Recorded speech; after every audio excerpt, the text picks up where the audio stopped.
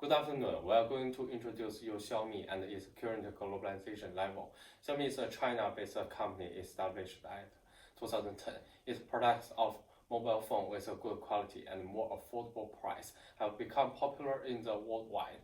As of March 2018, it operated in the market in 74 countries and regions around the world. The number of smartphones sold by Xiaomi in 15 countries and regions is ranked in the top 5.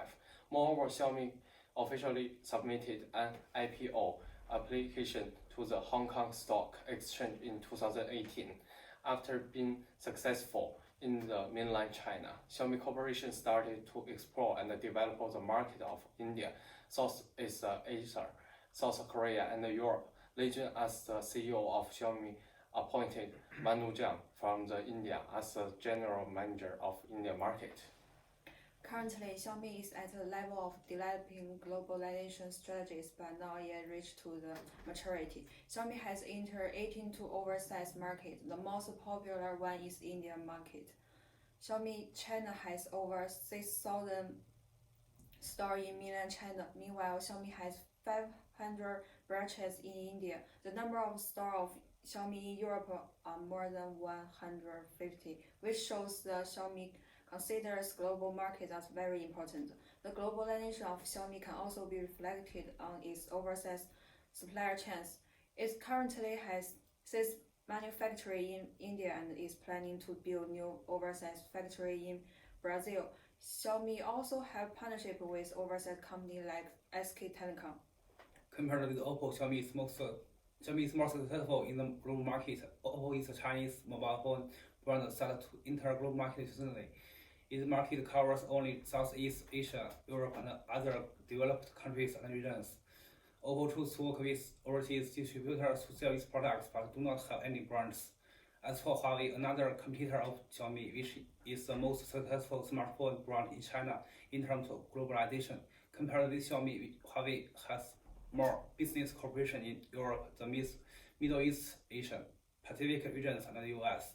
Its products and services sales in over 170 countries and regions. Moreover, Huawei has 16 overseas research and development centers around the world, as well as factories in Brazil and Japan. Huawei mobile phones cooperate with operators such as Vodafone Australia and Spark NZ. However, Xiaomi only has factories and R&D centers in India and limit partnership with Korean telecom companies. In terms of the current globalization level of Xiaomi, we are going to recommend below strategies to the company for the future growth. Firstly, apart from the Indian market, that Xiaomi has taken a big part of market shares. Other major markets like the United States, European countries, Australia, and New Zealand are still at developing stages. Hence, Xiaomi can increase its stores and branches in these countries, which will increase the brand awareness in the global market. Apple is a really good example of using the unique design and style in Apple stores all over the world, which has become the best advertisement. Xiaomi can also learn from Apple to design Xiaomi style stores with combination of local culture.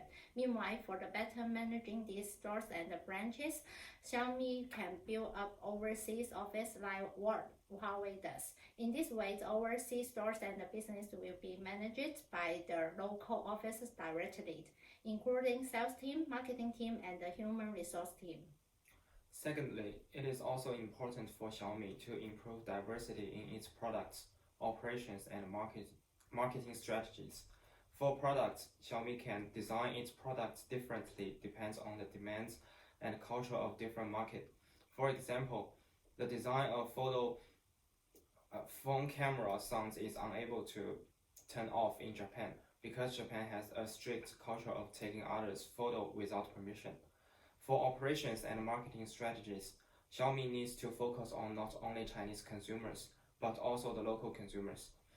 For example, all salespeople in Mi store in the Silver Park are Chinese, which is hard to attract New Zealanders' attentions, and it narrows the brand image of Xiaomi.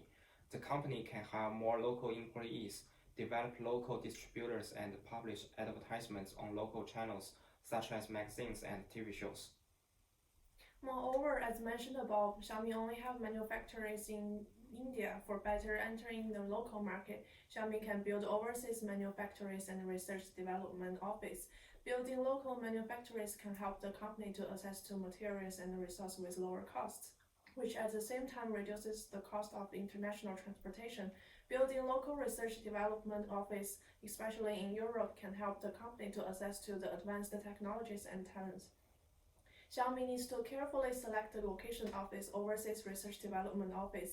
Using Huawei as an example, Huawei is planning to build a chip factory that close to the Cambridge University and the biggest technology company of the UK.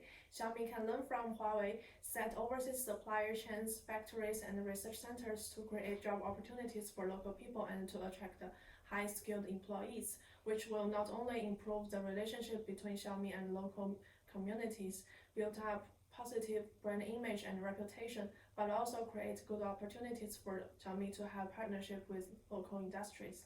Speaking to the partnership, Xiaomi can also develop long-term relationship with local distributors and telecom companies, such as Vodafone and 2degree in New Zealand, which Huawei has already done as well. It will help Xiaomi to deeper enter and cooperate with the overseas market. Thank you for your listening.